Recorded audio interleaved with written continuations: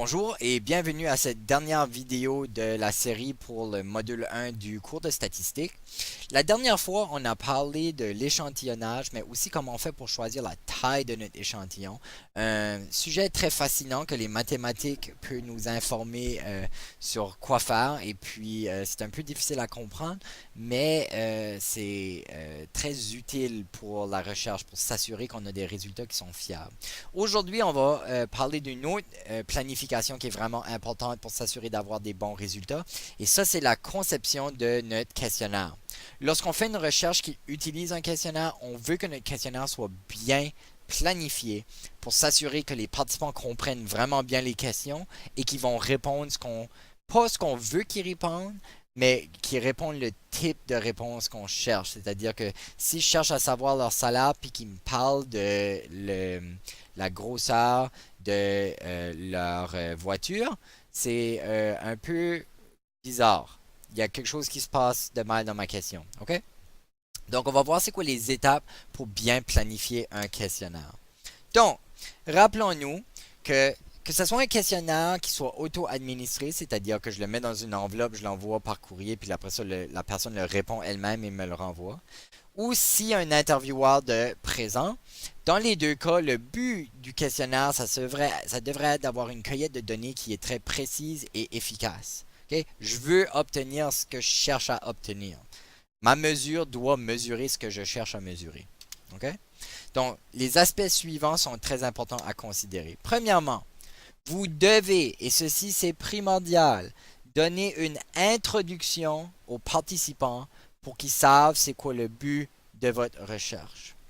Lorsque la personne commence son questionnaire, si la première question c'est déjà une question qui cherche à ramasser des données, vous êtes en train de faire la mauvaise chose. Il devrait avoir un paragraphe qui dit bonjour, merci d'avoir participé. On est en train de faire une recherche sur l'opinion des gens par rapport à les commotions cérébrales au hockey. Donc, on va vous poser quelques questions pour savoir votre opinion sur ces choses-là. Euh, merci. OK? Donc, il faut avoir une introduction pour que les gens savent c'est quoi le sujet général de la recherche. Euh, Ça va éviter que les participants vont mal interpréter les questions qu'ils vont lire après ça. Ou du moins, ça va éviter, il y aura moins d'erreurs d'interprétation que si vous n'avez pas une introduction. OK? Très important. Maintenant, des fois, il y a des débats sur, oui, mais moi, mon but, c'est, je veux duper mes participants. Je veux qu'ils pensent que je le fais sur quelque chose, mais en réalité, je le fais sur quelque chose d'autre parce que je veux secrètement collectionner leurs données. Alors, premièrement, il y a des discussions éthiques à avoir avec ça. Il y a des gens qui diraient ça, c'est pas correct faire ça parce que c'est pas professionnel. Mais dans certains cas, pour certaines choses qu'on recherche, c'est vrai que c'est nécessaire. Par exemple, il y a toute l'idée de l'effet placebo.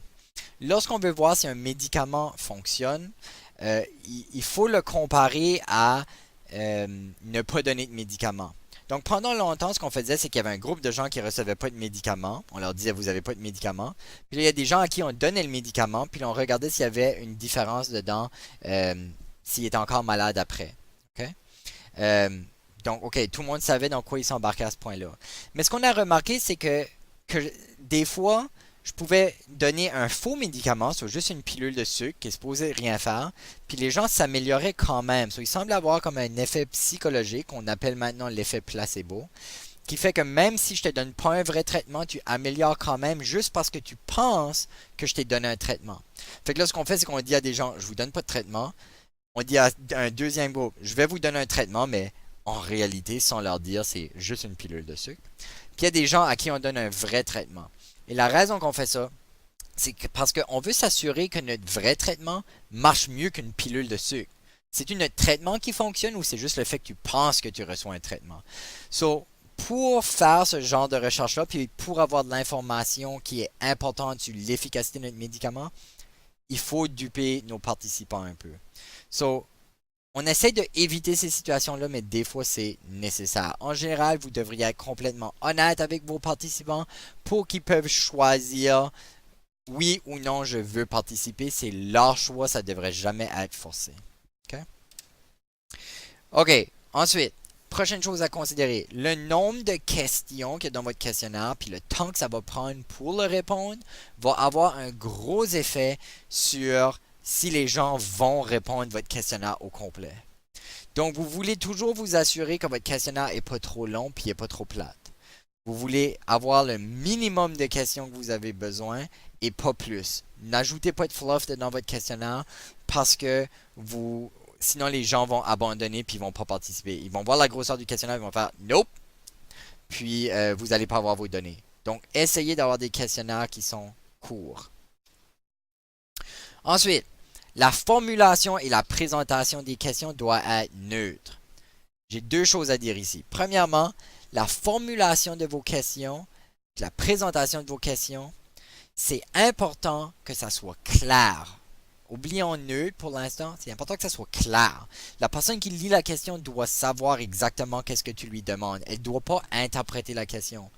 Notre but, c'est pas de voir comment interprète la question, c'est de savoir son opinion. Donc, assurez-vous que vos questions sont très claires. Si vous demandez c'est quoi le revenu d'une personne, comme l'exemple dans la vidéo, plusieurs vidéos passées, si vous demandez le revenu, soyez spécifique. Voulez-vous le revenu brut, le revenu net?